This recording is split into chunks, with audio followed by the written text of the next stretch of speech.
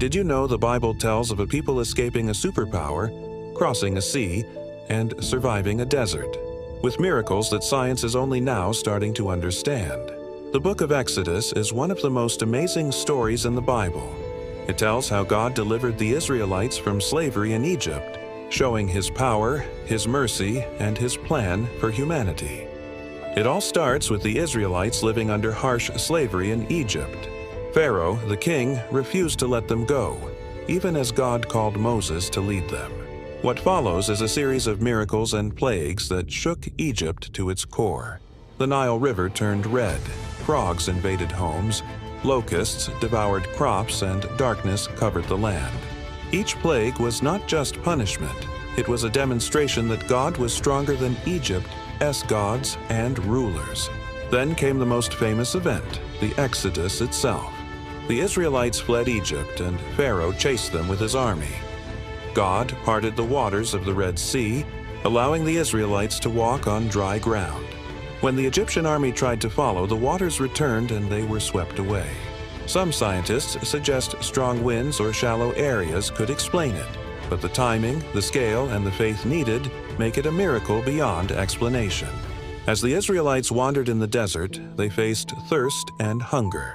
At Mount Horeb, God commanded Moses to strike a rock. From that rock, water flowed to save thousands of people.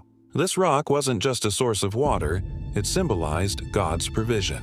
Later, the Apostle Paul tells us that this rock points to Christ, the ultimate source of spiritual life. At Mount Sinai, God revealed His name, I am who I am.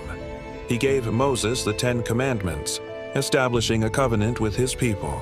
This was more than laws. It was a relationship, a promise, and a guide for living according to God's will. Archaeology and history support some of these events.